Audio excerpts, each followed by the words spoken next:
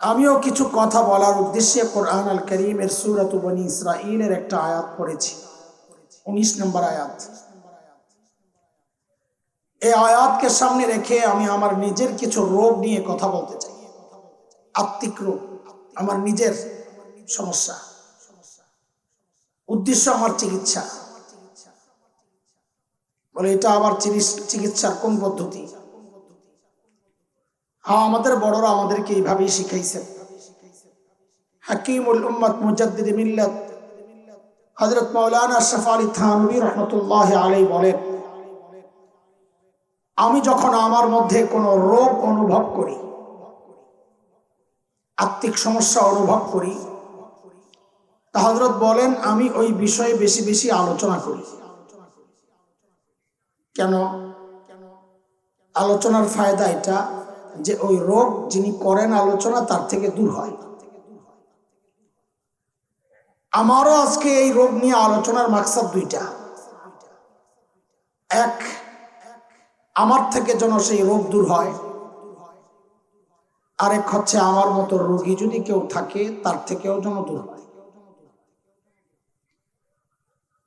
কথাগুলো আজকে আমরা একটা পড়া মুখস্থ করার মতো করে শুনবো ইনশাআল্লাহ। ওয়াজ তো শুনছেন, এতক্ষণ শুনছেন না? জীবনে কত শুনছেন, আমরাও কত করছি। আজকে মনে করেন ওয়াজ শেষ, মাহমুদুল হাসান হাবিবি সাহেব বয়ান যা দিয়েছেন, বয়ান শেষ, ওয়াজ শেষ।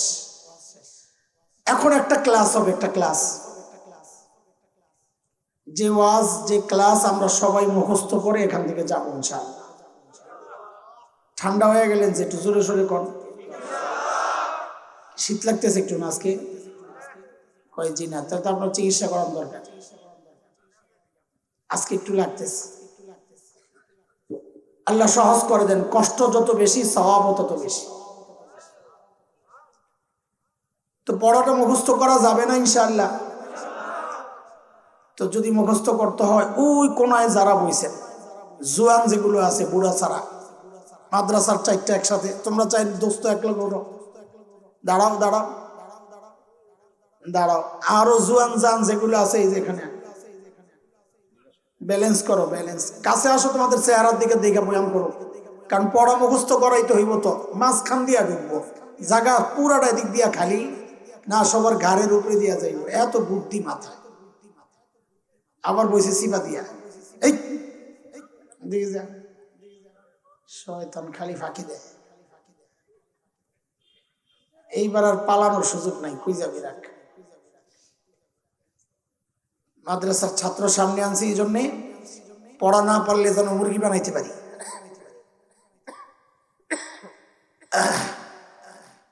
আপনার একটু চেপে যান, আমার আর এইভাবে তাকাইতে হয়। সারা মাঠ খালি কোনায় যাওয়ার দরকার কি? সুন্দর করে বসে। ওই বেচারা তো বয়ানি না, এই জন্য আপনারা এমনি যেভাবে ইচ্ছে ওইভাবে বইছেন। বেটা তো আর কিছু কইতে পারে না শরমে, আমরা তো বেহায়া হয়ে গেছে। ওই কোনায় বসে কি লাগে? এটা জুয়ান যান, এদিকে সামনে, তোর দিকে তাকায় তাকায় কথা কম হয়। আপনারও তুই কই না, ওই যে ওইটা আজা বেটা, এই যে সুন্দর একটা জায়গা বের করছে তোমার জন্য, ভিআইপি। এই দেখাতে এত সুন্দর সুবিধা থাকতে যায়, ওই সিপাই যায়, ওই জালেম কোথাকার। পরিবেশটা ঠিক আছে না? এইবার কথা শুরু করা যায়। মুখস্থ ইনশাআল্লাহ? ঠিক আছে ইনশাআল্লাহ, ইনশাআল্লাহ। দোস্ত, যে কোনো মানুষ যে কোনো কাজে সফল হওয়ার জন্য তিনটা বিষয় জরুরি। বলেন কয় বিষয়? সবাই বলেন, কথা বলেন, চুলারাচারা দিয়ে বসেন, কথা বলা লাগবে। ঘুমায় টুমায় যান নাই তো? না তো করেন, পরীক্ষা করলে তো আবার ফেল করেন। মনোযোগ আসেনি আপনাকে? কথা মনোযোগ দিয়ে শুনবেন।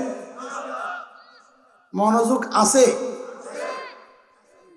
পরীক্ষা করলে প্রায় দেখি মানুষ ফেল করে আর মোহে বলে আছে। কে কে ঘুমাইছেন একটু হাত তুলে দেখান তো, আল্লাহু আকবার। মাশাআল্লাহ, না মনোযোগ আছে আপনার, আপনার বহু চালাক মানুষ। অধিকাংশ জায়গায় দিয়ে মানুষ ফেল করে, এমন জোরে চিৎকার দিয়ে আল্লাহু আকবার করে ওঠে। আরে ভাই, ঘুমের থেকে কেন উঠলেন আপনি? তো বলেন কয় জিনিস জরুরি? হ্যাঁ, 1 নাম্বার টার্গেট ঠিক করা। কি টার্গেট ঠিক করা? একজন সুস্থ মানুষ টার্গেটবিহীন চলতে পারে না। একটা গরুও টার্গেট ছাড়া চলে না। দেখবেন ও যখন আগায়া যায় বুঝবেন ও ঘাস দেখছে, খানা দেখছে। তো সফল হওয়ার জন্য কয় জিনিস জরুরি? 1 নাম্বার। 2 নাম্বার, সেই টার্গেট অনুযায়ী মেহনত করা। টার্গেট করছি কিন্তু ঘরে বসে গেছি, সফলতা আসবে না। হাকিমুল উম্মত মুজাদ্দিদে মিল্লাত হযরত মাওলানা আশরাফ আলী থানভী রাহমাতুল্লাহি আলাইহির কাছে এক লোক আসছে, এসে বলে কি, হযরত আমার জন্য একটু দোয়া করেন, আল্লাহ যেন আমার একটা বাচ্চা দেয়। ঠিক আছে। কিছুদিন পর ওই লোক আবার আসছে, এসে বলে হুজুর বাচ্চা তো হয় না। মানে ওর বলার ঢংটা এমন ছিল, কি দোয়া করলেন, দোয়া তো কবুল হয়নি। আপনাকে ওই অভ্যাস আছে, হুজুরকে উপরে চাপায়া দেন, হুজুরে কি দোয়া করলো, দোয়া কবুল হয় না। বেটা হুজুরের কি দোষ? তুমি কি বর্ডার দিয়ে রাখছো, আটকায় রাখছো, দোয়া ঢুকে না, হুজুর তো দোয়া ছেড়ে দিচ্ছে, সমস্যা তোমার এনে। তা হাকিমুল উম্মত তো উম্মতের ডাক্তার, ওই বেটা রোগ ধরে ফেলছেন।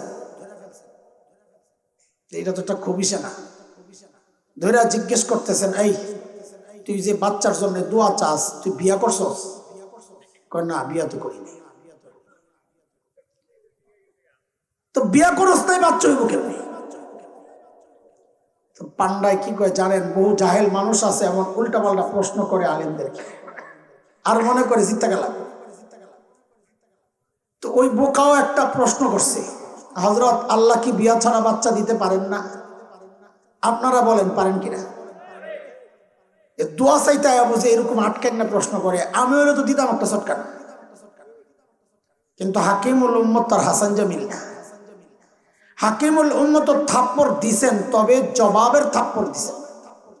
এমন এক জবাব দিয়ে দিছেন, এই বেড়া জিন্দিগিতে এমন প্রশ্ন আর কাউকে করবে না।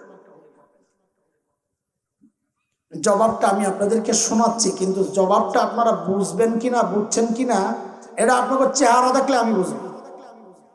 যদি দেখি চুপচাপ বয়ে রয়েছেন তো বুঝবো যে বুঝেন নাই, আর যদি দেখি দাঁত সবগুলো প্রকাশ পাইছে তাহলে বুঝবো যে জবাব বুঝছেন। হাকিমুল উম্মত বলেন, হ্যাঁ আল্লাহ তোমারে বিয়া ছাড়াও বাচ্চা দিতে পারে, তবে তোমার কষ্টটা একটু বেশি আর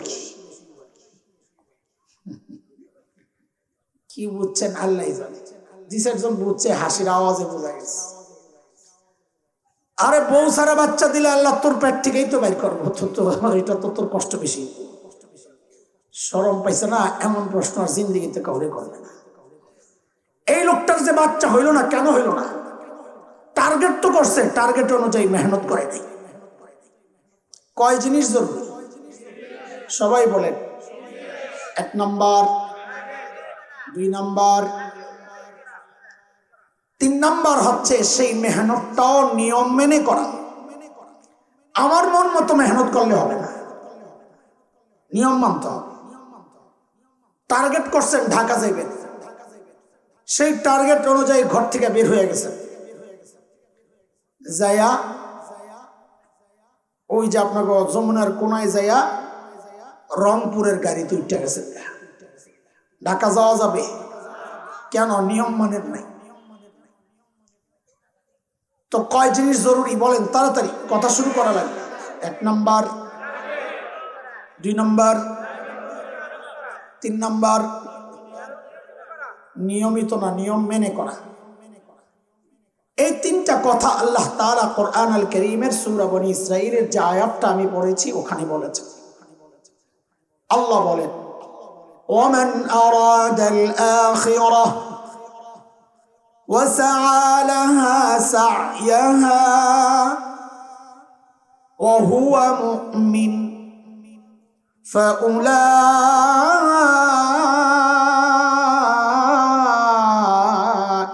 كان سعيهم مشكورا আল্লাহ বলেন যে টার্গেট বানাবে আখিরাত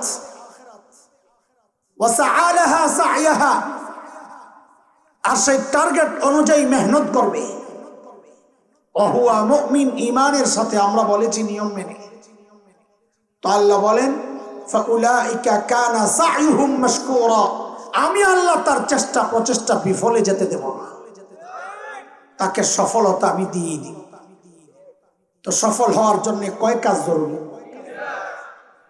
কিন্তু আমরা দুনিয়ায় যে প্রতিনিয়ত ব্যর্থ হচ্ছি আল্লাহ না করুন যদি আখিরাতেও ব্যর্থ হই কারণ কি হবে কারণ আর কিচ্ছুই না শুধু এই তিনটা কাজ ঠিক মতো করি নাই হয় টার্গেটে ভুল করছি অথবা টার্গেট করে মেহনতে ভুল করছি অথবা মেহনত করছি মেহনত করি নাই অথবা করছি কিন্তু নিয়ম মাইনা করি নাই এক জায়গায় তো গন্ডগোল আছে সেই গন্ডগোল নিয়ে আজকে কথা বলতে চাই রোগ সমস্যা যেখানে মৌলিকভাবে তিনটা কাজ করার কথা সেখানে আমি সহ আমরা প্রায় সবাই প্রতিনিয়ত তিনটা ভুল করে যাচ্ছি কয় ভুল বলেন কয় ভুল আজকে ওই তিনটা ভুল নিয়ে কথা বলতে চাই আমি আগেও বলেছি আবারও বলি আমি বলছি না এই ভুল আপনাদের মধ্যে আছে আমি বলছি আমার মধ্যে আছে আমি এক নম্বর আসামি আমার মতো কেউ থাকলে তিনি ভালো করে শোনেন বাকিরা বসেন তো আমাদের লাভ হবে আপনাদেরকে বললে আমাদের থেকে এই রোগগুলো দূর হবে এক নম্বর মৌলিক সমস্যা কয়টা বলেন কয়টা একদম মুখস্থ এক নম্বর মৌলিক সমস্যা মৌলিক ভুল টার্গেটের ভুল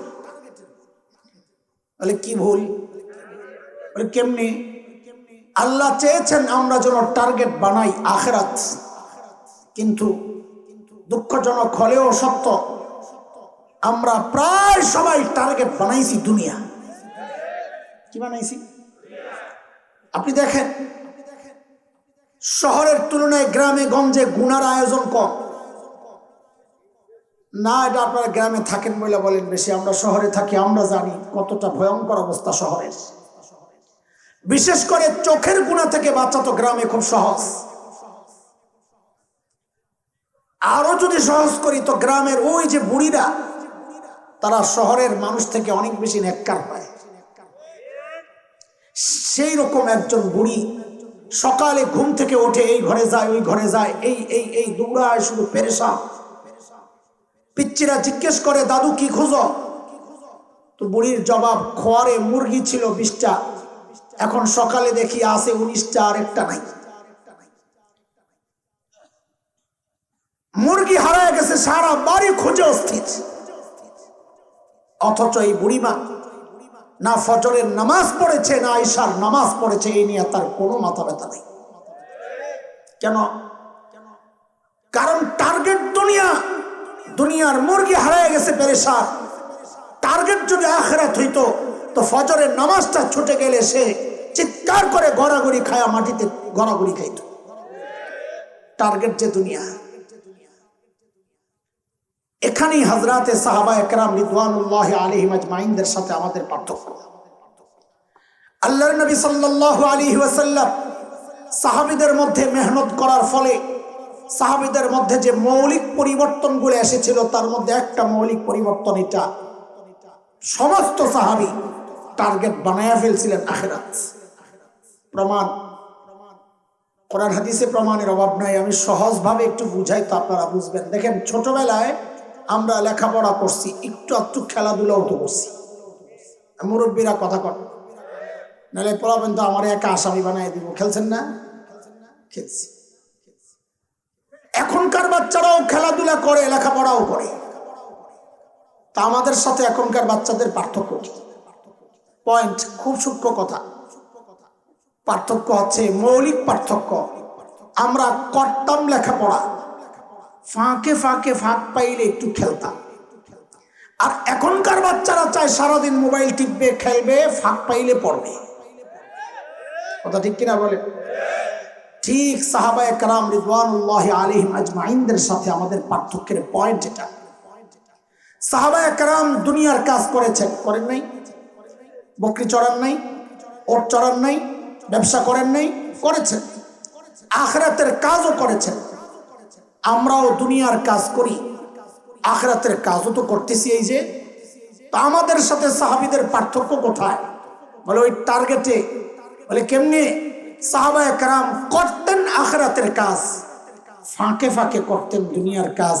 আর আমরা করি দুনিয়ার কাজ, ফাঁকে ফাঁকে করি আখিরাতের কাজ।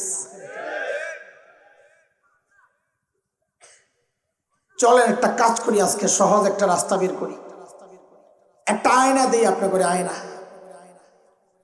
এই আয়নাটাকে নিজের চেহারার সামনে ধরেন। যদি টার্গেট দুনিয়া হয় তো দেখবেন ওই আয়নায় চেহারা উঠে গেছে। হিসাব সোজা, তওবা করেন, টার্গেট আখিরাত বানান, বাস, কোনো কথা নাই। আয়নাটা হচ্ছে আমাদের বড়দের দেওয়া একটা উদাহরণ। ওই উদাহরণটাই আয়না। আপনি দেখেন আয়নাটা। বড়রা বলেন আর দুনিয়া জিফা তালিবুহা কিলাব।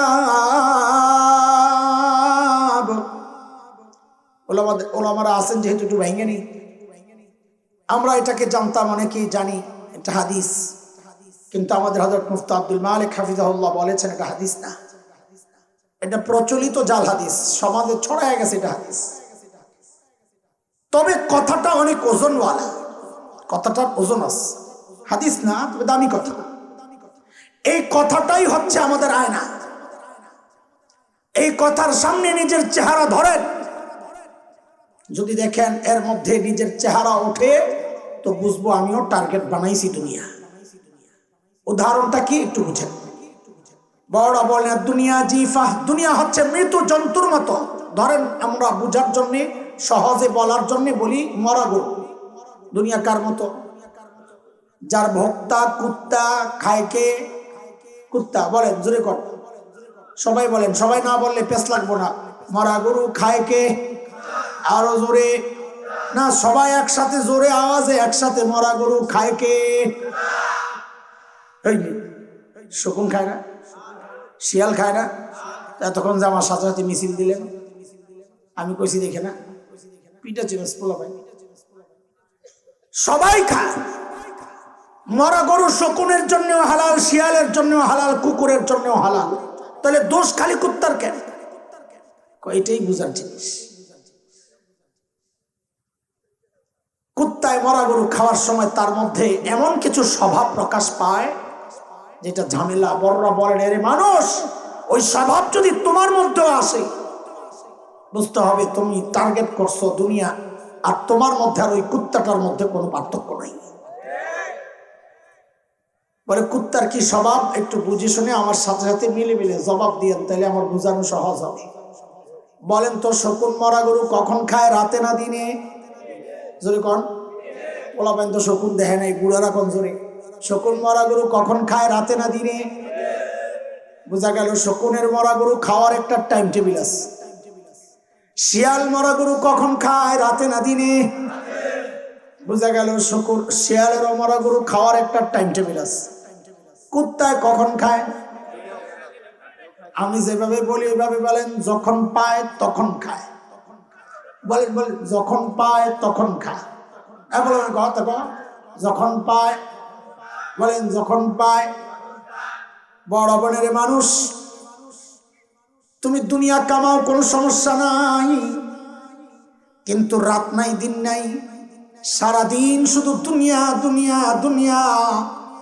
নামাজ নাই, তিলাওয়াত নাই, জিকির আজকার নাই, তাসবিহ নাই, মা বাবার খিদমত নাই, সন্তানের খবর নাই, সারাদিন শুধু দুনিয়া দুনিয়া দুনিয়া।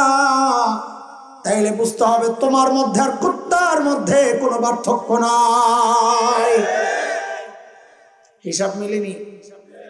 আয়নায় নিজের ছবি যদি উঠা যায় তো তওবা পড়া সোজা হবে, সোজা কথা। শকুন মরা গরুর হাড্ডি খায় না, গোশত খায়, এই জন্য হয়তো আর বদনাম নাই। খাওয়ানোটা খায়, অসুবিধা কি? শিয়ালও গোস্তই খায়। বলেন তো কুত্তায় কি খায়? হাড্ডিও খায়, গোস্তও খায়। তাহলে কুত্তার স্বভাব কি পাইলাম? যেটা খাওয়ার জিনিস গোস্ত ওইটাও খায়, যেটা খাওয়ার জিনিস না হাড্ডি ওইটাও খায়। বড় বড়ের মানুষ, আল্লাহ তোমাকে মাল দিছেন দুই রকম, একটা হালাল আর একটা হারাম। হালাল তো খাওয়া যায়, হারাম তো খাওয়া যায় না। তুমি যদি হালালও খাও যেটা খাওয়া যায়, হারামও খাও যা খাওয়া যায় না, তাহলে বুঝতে হবে তোমার মধ্যে আর কুত্তার মধ্যে কোনো পার্থক্য নাই। আরেকটা ব্যাখ্যা দিলে তো অনেকের জ্বলবো, কি করুম আল্লাহ জানে। দিলাম জ্বলাজ্বলি শুরু হইলে সমস্যা নাই। আচ্ছা ঠিক আছে, শুনে শকুন দেখবেন মরা গরুর খবর পাইলে আসমানের উপর খালি চক্কর মারে, মিছিল লাগায়। কেন? আশেপাশের তাল গাছের মাথার শকুনরে দাওয়াত দেয়, আয় আয়। ওই শকুন মিছিল দেখলেই বুঝে নিচে জিনিস আছে। শাহবাগে মিছিলের পর যেমন বিরিয়ানির পোটলা দেয়, ওই শকুনও বুঝে এই মিছিলের পরেও নিচে মরা গরুর তিহারি আছে। কথা বুঝছেন? সব শকুন মিছিলে যোগ দিয়ে একবারে খাইতে নামে ঝগড়া করে না। শিয়াল তো মাগরিবের পর থেকে ডাকা শুরু করে, হুক্কা হু খাওয়ান পাইছি, কে কোথায় আছো জলদি আহো। কুত্তার খবর কি? কুত্তার চেয়ে 20 গুণ বড় মরা গরু। কুত্তা জানে লেজটা খাইলে ওর পেটটা ভরে যাবে, কিন্তু কুত্তার স্বভাব হইল খাবে খাবে আর ডাইনে বামে তাকাও। যেই দেখবে দূর থেকে আরেকটা কুত্তা দেখা যায়, খাওয়ার আইখাই দিবে দৌড়ানি। তার মানে কুত্তা নিজে খাইতে না পারলেও কাউরে দিতে চায় না। কথা কন না? এই সমাজে এই স্বভাবের মানুষের কিন্তু অভাব নাই। দেখেন মিলে কিনা। বাবা ইন্তেকাল করেছেন বড় ভাইয়ের কাছে, বাবার রেখে যাওয়া সম্পদ। বোন আসছে, ও ভাই আমার অংশটা আমারই বুঝাই দে। এমন জালেম বড় ভাই আছে না নাই? বোন রে দে দৌড়ানি। কথা কর। এখন যে জির আসতে হয়ে গেল, মানে আসামি আছে, আসামি। আচ্ছা যারা আসামি না হেরে জোরে কোন কথা ঠিক কিনা? পার্টনারে ব্যবসার সুযোগ পাইছে, মেরে দিছে, আছে না নাই? সরকার টাকা দিছে রাস্তা বানাইতে, রাস্তা না বানায় বিদেশ যায় বাড়ি বানায়, আছে না নাই? একা একা নিজেরটা ভোগ করতে চায়, কারো অধিকার পাওনা দিতে চায় না। তাইলে বুঝতে হবে ওর সাথে আর কুত্তার সাথে কোনো পার্থক্য নাই। হিসাব মিলিনি কথা কন। আয়না আয়না এটা কি? এইবার চেহারার লগে চেহারাটারে আয়নার মধ্যে দেখে।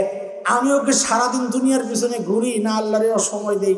যদি দেখেন কাহিনী হয়েছে, কুত্তার লগে তো মিলছে, তো তওবা করে। হারাম হালালের বাস বিচার আছে না, যা পান তাইল। যদি দেখেন না যা পাই তাইল, এটা তওবা করে। টার্গেট কিন্তু দুনিয়া বানাইছেন। মানুষের হক দেন না, সব মারেন। যদি দেখেন অভ্যস্ত কিছু আছে, তওবা করেন, কারণ বোঝা যাবে তখন টার্গেট বানাইছেন দুনিয়া। দেখেন এই জায়গায় আলোচনা আমার লম্বা হয়ে গেছে, আসলে মাকসাদ তো এখানে না আরো আগা। এই জন্য আর এখানে কথা বলতে চাই না। আমারই শুধু আবার পিছন থেকে একটু যোগালি দেন। আমাদের মৌলিক ভুল কয়টা? মাশাআল্লাহ। 1 নাম্বার, এই যে টার্গেটের ভুলের কথা এতক্ষণ বললাম, টার্গেট করার কথা আখিরাত। আমরা প্রায় সবাই টার্গেট বানাইছি, চলে। 2 নাম্বার মৌলিক ভুল, মেহনতের ভুল। বলেন কিসের ভুল? বলেন কিসের ভুল? মেহনতের ভুলের 2টা উদাহরণ আমি দিব, যেহেতু অনেক রাত হয়ে গেছে, লম্বা সময় নেব না। 2টা উদাহরণ দিই মেহনতের ভুলের। 1 উদাহরণ, ও ভাই মেহনত করার কথা ছিল করবে। আমরা প্রায় সবাই মেহনত করতেছি বস্তুবাদী সমাজ বস্তুতে। আপনাদেরকে মাহফিল দিয়ে একটা উদাহরণ দিই তো বুঝবেন। অনেক মাহফিল হয় মসজিদের উদ্যোগে, ওরা হেডলাইন কি বানায় জানেন?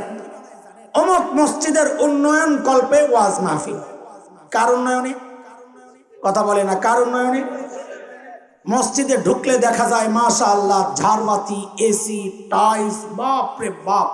মসজিদ না রাজার বাড়ি? ও আপনাকে তো গম্বুজওয়ালা মসজিদ আছে কাছে কোন জায়গায়? হ্যাঁ সুবহানাল্লাহ। গোপালপুর পড়ছে না? ওটা থানা গোপালপুর। তোর এই সিফা সাবার নাম, এলাকার নাম আমি জানি নাকি?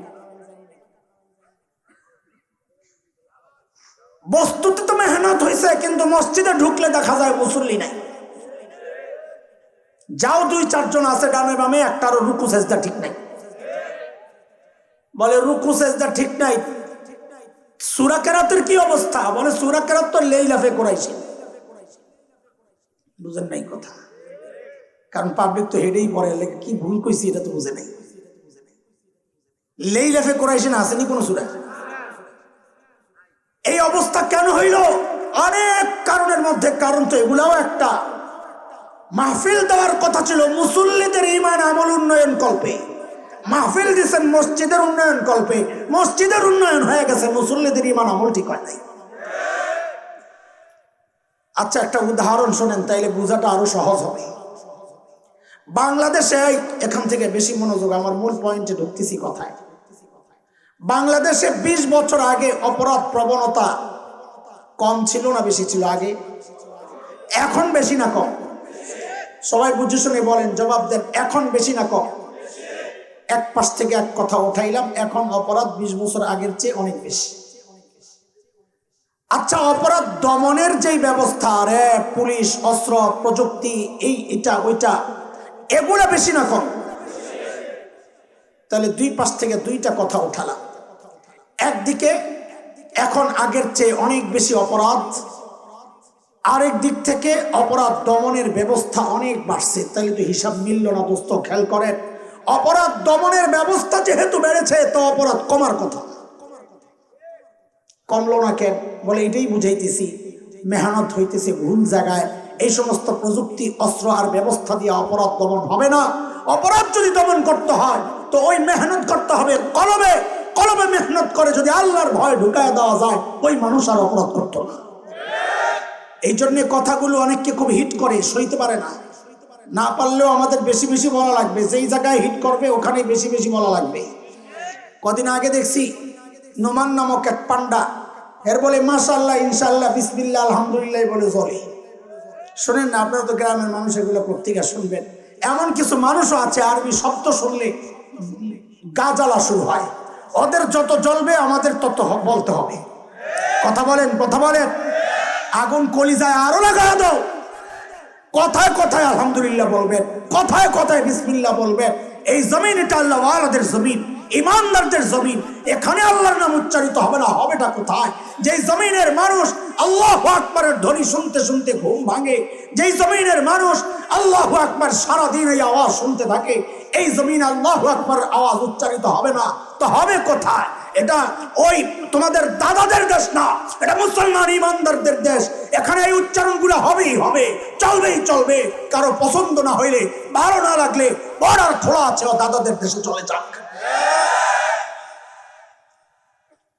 বলতেছিলাম, এই প্রযুক্তির মেহনত বাদ দিয়া আমাদের ইজ্জতের মুকুট পরাইছেন যারা, সেই আফগানিস্তানের তালেবানদের মতো নীতি নৈতিকতা বিষয়ক মন্ত্রণালয় খুলে হক্কানি আলেমদেরকে যদি কাজে লাগানো হইতো মানুষের দিল ঠিক করার জন্য, তাহলে আমরা মনে করি এই দুদক টুদক লাগতো না, অন্যায় অপরাধ দুর্নীতি এমনি কমে যেত।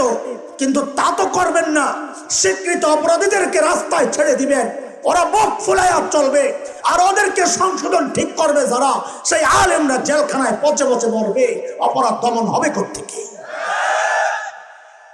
এই যে কথাটা বললাম, এটা জোর দিয়া চাপাবাজি করার প্রমাণ দিচ্ছি আপনাদের সামনে। কি কোন কোন দাবির উপর প্রমাণ? যে এই প্রযুক্তি বস্তু মানুষকে অপরাধ থেকে রুখে না, অপরাধ থেকে রুখে কেবলমাত্র আল্লাহর ভয়। আমার এই দাবির সপক্ষে আমি 2টা দলিল প্রমাণ পেশ করছি ইনশাআল্লাহ। 1 নম্বর দলিল দিচ্ছি কোরআন থেকে। এটা শুনে, হযরত আদম আলাইহিস সালাতু ওয়াস সালামের শুরুর দিকের 2 ছেলে, কি নাম? হাবিল, কাবিল। আপনারা তো জানেন অবশ্যই, এক ভাই আরেক ভাইকে হত্যা করছে। বলেন তো কে কাকে হত্যা করছে? কাবিল হাবিলকে হত্যা করছে। আলোচনা হইলে, চর্চা হইলে আর ভুলবেন না, এই জন্যই জিজ্ঞেস করি। এই হত্যা করার আগে দিয়ে 2 ভাইয়ের কিছু কথাবার্তা হয়েছে। এই কথাগুলো আল্লাহ তাআলা কোরআন আল কারীমের সূরা মায়েদা 27-28 নম্বর আয়াতে আল্লাহ আমাদেরকে শোনাইছেন। দুই ভাই কি কথাবার্তা বলছে তা আপনারাও শোনেন আগে, এরপর আমি ব্যাখ্যায় যাচ্ছি। আল্লাহ বলেন, ওয়াতলু আলাইহিম নাবা ইবনাই আদম বিল হক إذ قربا قربانا فتقبل من أحدهما ولم يتقبل من الآخر قال لأقتلنك قال إنما يتقبل الله من المتقين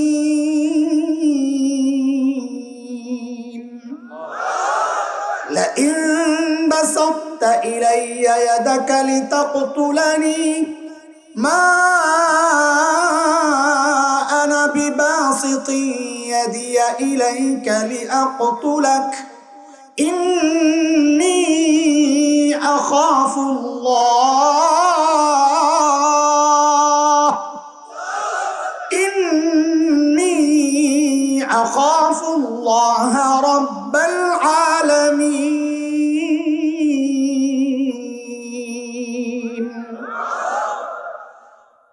পিছনের একটু ঘটনা আছে, সেই ঘটনায় গেলে আমার দেরি হবে, শুধু এতটুকু সংক্ষেপে শোনেন।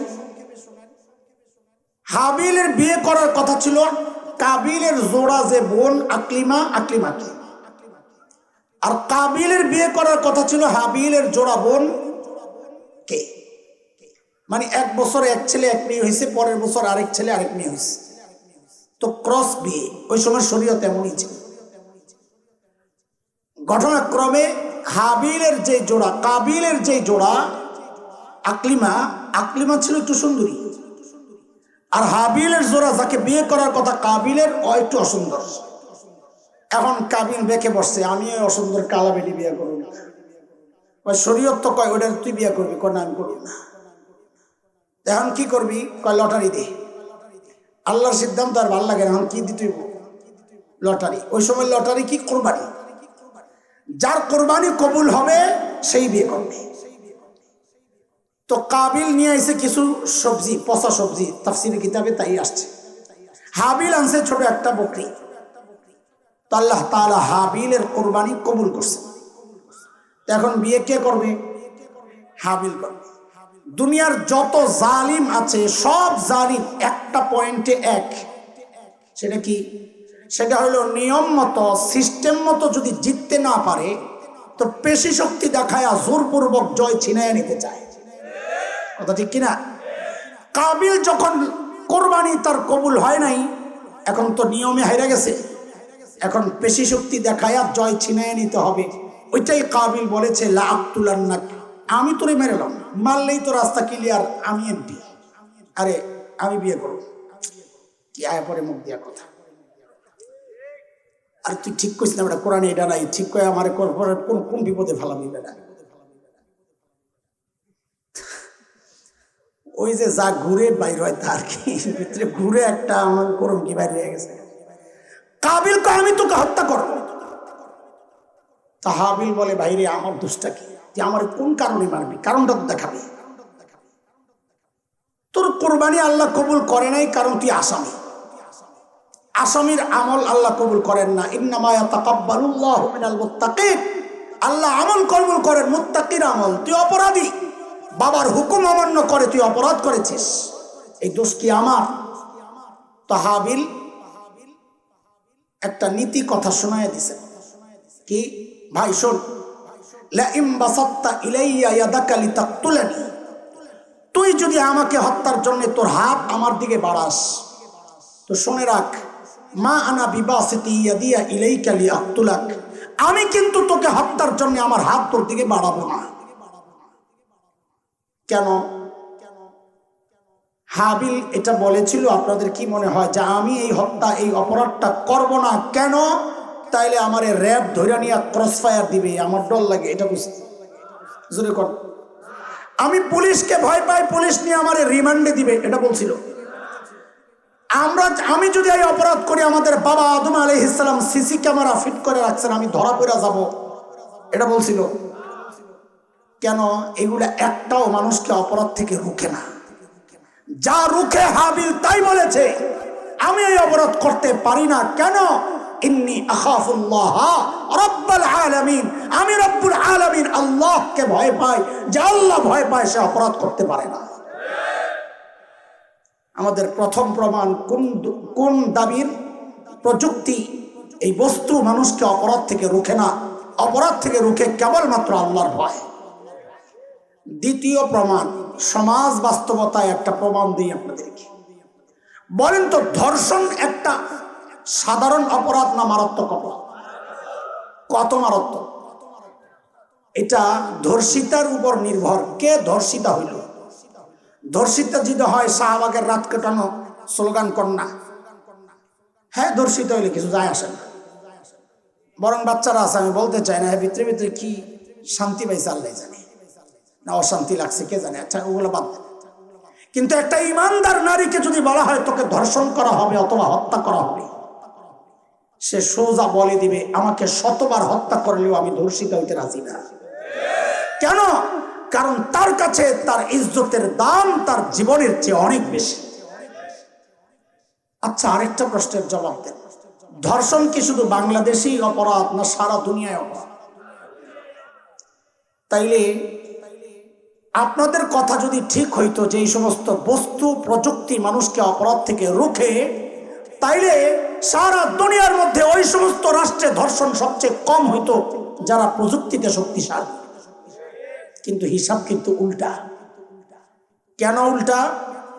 2 বছর আগে জাতিসংঘের পক্ষ থেকে সারা দুনিয়ায় একটা জরিপ চালানো হয়েছে, কোন কোন দেশ ধর্ষণে শীর্ষে।